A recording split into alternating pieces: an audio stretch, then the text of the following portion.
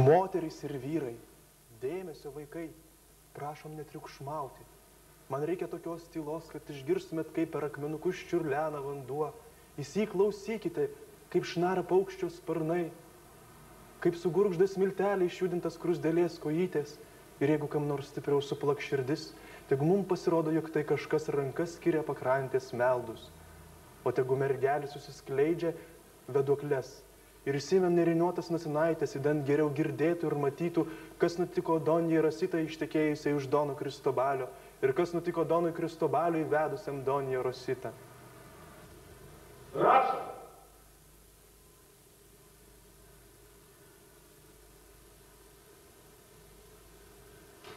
Ak, parodyk ir Rositą bent kojytę vieną kitą. Dievažin, ką padarysiu, jei mane tik išklausys ji. Ah, mirštu, kaip noriu šokti vito, to jausmu, to noru šelti, dega vis labiau Rosita.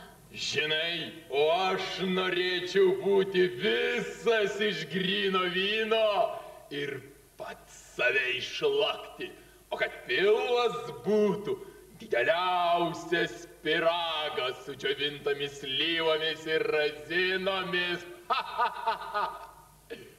Ak. Ah, kokia naktis žvaina virš stogų migloja, tokia naktį danguje žvaigždėlę sapnuoja angeliukai, o balnės seniai snauduliuoja.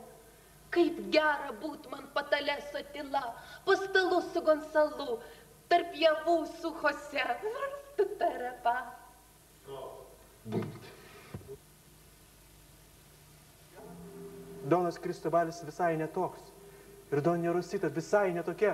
Kas čia paisto niekus? Aš sakau, kad jie tuokėsi. Prašom nesikišti, kur nereikia. Galite savo verkti arba juoktis. Man jau vis viena. Einu krimstelsiu duonos žiauberėlę, va tokia mažuliukė duonos žiauberėlė, kurią man paliko paukštyčiai. O po to imsiuosi lyginti mūsų trupės aktorių drabužius. Prologas baigėsi žodžiais, o dabar imsiuosi lyginti savo trupės aktorių drabužius. Kas be ko, pone režisierių? Ir Tamsta, būdamas poetas, neturi teisės išpliurpti paslaptį, kurios dėka mes visi manomės. Kas be ko, pone režisieriau? Argi aš neduodu Tamstai pinigų? Turiu jums pasakyti, jog iš tiesų žinau, kaip naktyje skleidžiasi rožės ir kaip iš jūrų marių teka žvaigždės, tačiau... Žioplos daiktė! Jei tu jau pat nesiliausi, kaip mat išmalsiu marmūzę ir taip jau panašiai į kukurūzinį paplotį. Kas Tamsta manaisi esas, jei tariesi galys atimti iš Dono Kristobalio teisę į niekšybę? Baigta, aš tyliu. Na jau ne. Tamsta kalbėsi, bet kalbėsi tik tai, kas pridera, įdant žiūrovai suprastų, kad Tamsta kalbi gryną teisybę.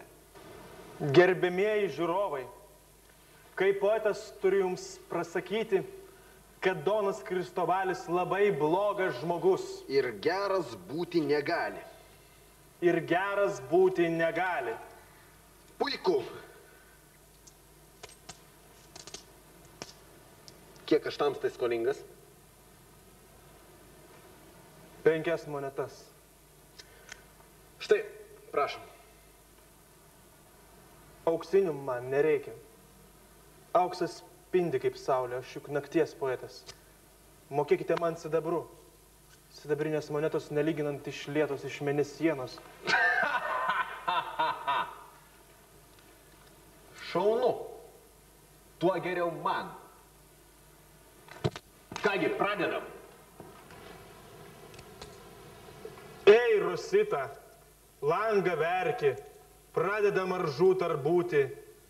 Gausi vyrą baisų knarklį ir palaidosi matutę. Gana!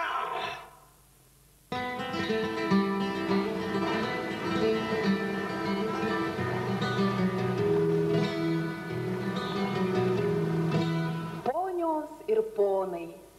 Poetas, apdorojęs šį lėlių farsą, išgirsta iš kaimo žmonių lūpų, nėmaž nebejoja, kad apsišvietę žiūrovai šiandien susirinkę į spektaklį puikiausiai supras šiurkštoką lėlių kalbą ir priims ją atvirą širdimi.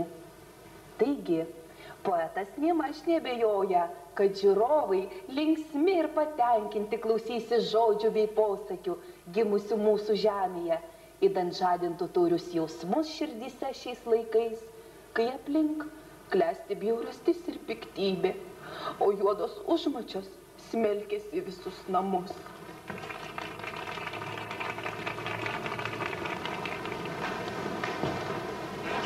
Moterys ir vyrai, dėmesio vaikai, prašom netriukšmauti.